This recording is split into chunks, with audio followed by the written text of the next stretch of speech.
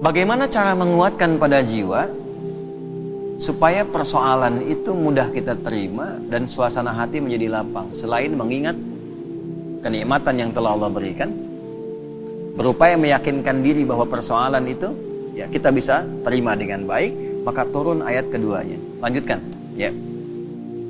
Fa inna ma'al usri yusra. Nomor 5, fa.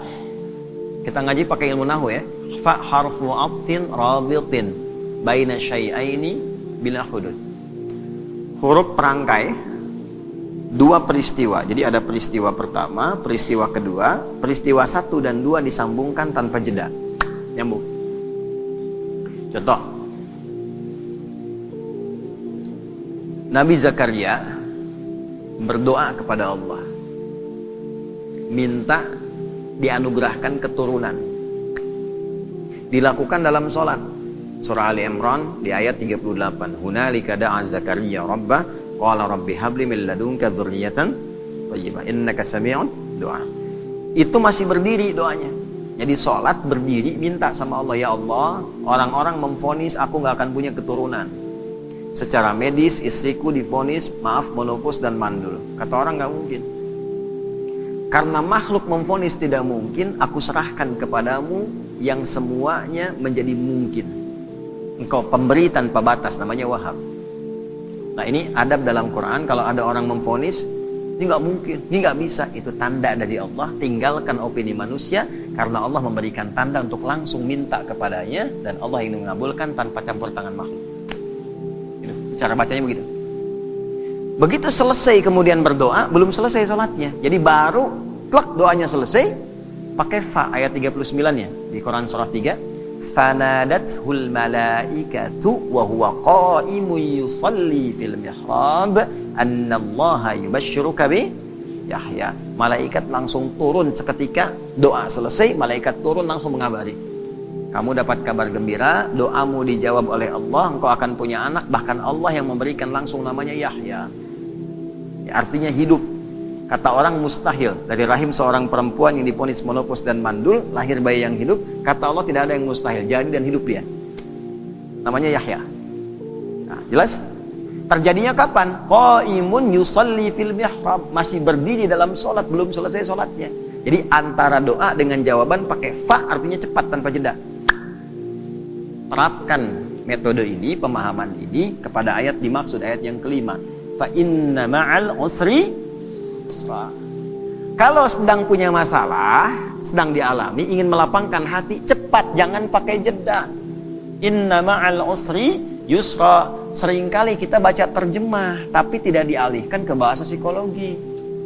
Sungguh di dalam kesulitan itu ada bahasa gampangnya begini, pasti selesai. Itu. Ya, setiap masalah ada solusinya, bahasa gampangnya pasti selesai.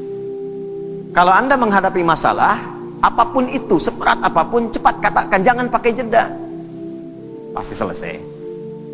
Gak ada yang gak ada solusinya. Insya Allah selesai. Katakan dulu. Ya.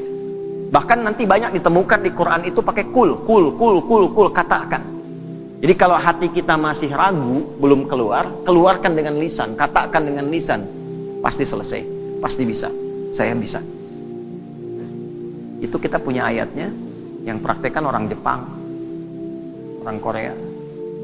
Dulu tahun 96-97 itu ada acara di TPI, ya, Benteng Takeshi namanya, ya, Benteng Takeshi itu yang pakai tank tembak-tembakan itu. Begitu mau menaklukkan bentengnya itu, kan langsung itu pemandunya mengatakan, kamu bisa, kamu bisa, kamu bisa. Dipakai itu tuh. Ya. Lalu Korea melihat anak-anak TK di Korea itu disandingkan dengan kemajuan Jepang. Dibawa ke suasana penjajahannya, dibawa di dunia edukasi, diambil di dunia positif. Jadi begitu masuk, sebelum masuk kelas harus mengalahkan Jepang. Kita bisa, kita bisa. Akhirnya sampai sekarang terjadi. Ya, Jepang bikin Honda, ya Korea bikin Hyundai. Hyundai bacanya Hyundai.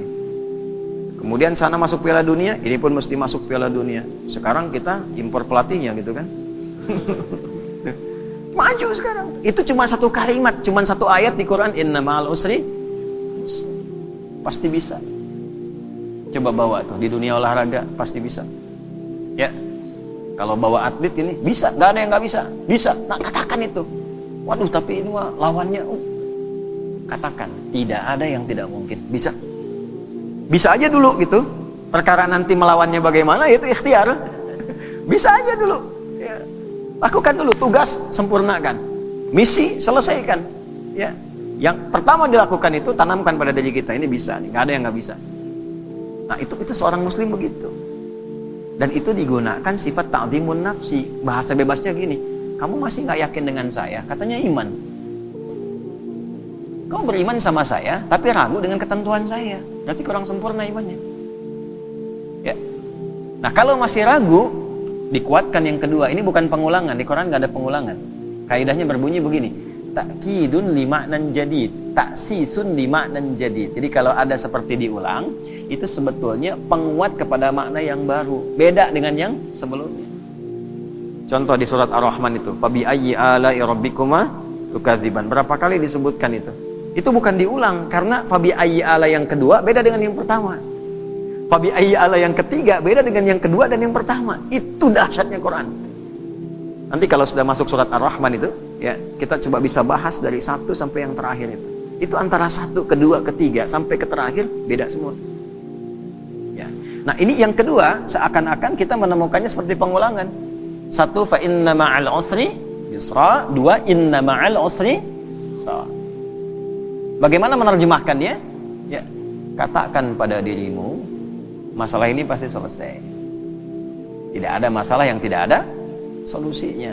Kalau kamu belum yakin juga, nah tegaskan pada jiwamu, pasti selesai. Gitu. Jelas? Tidak.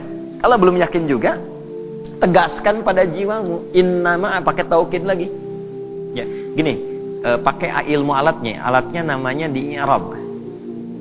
Inna harfu nasbin wa taukidin tansibul isma wa tarfa'ul khabara mabniyun 'alal fathi la mahalla lahu minal i'rabi.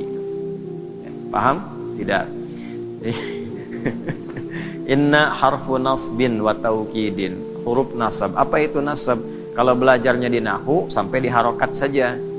Huruf yang menjadikan kalimat itu berharokat fathah. Kalau jama pakai kasrah. Kalau kita ngajinya pakai balaghah, nasab itu ungkapan menanamkan sesuatu dengan kuat tanpa goyah. Nasabar rajulu asahu fil ardi, seseorang menancapkan tongkat di bumi, di tanah, tidak goyah, kuat. Kalau ada kalimat pakai inna di depannya, artinya tancapkan informasi itu dalam hati, jangan pernah ragu. Fa inna ma'al usri yusra, cepat tancapkan dalam hatimu, pasti selesai. Pasti selesai, tapi ya Allah kapan selesainya? Tancapkan di hatimu. Yang kedua muncul, pakai taukid. Kan sudah aku tegaskan, tancapkan di hatimu, jangan berikan celah ragu. Nah itu maksudnya yang kedua itu. Kadang kan masih ada begitu. Ya, udah berangkat, siap laksanakan. Tapi bagaimana Pak keadaannya? Masih nanya aja berangkat. Nah, kalau kita pakai rumus di depan, pakai na, dibalik lagi. Kamu masih nggak percaya dengan keagunganku? Iman kita disoal di situ. Jadi kalau pakai bahasa tingkat tinggi jadi begini, kamu masih beriman nggak sama aku? Gitu kan?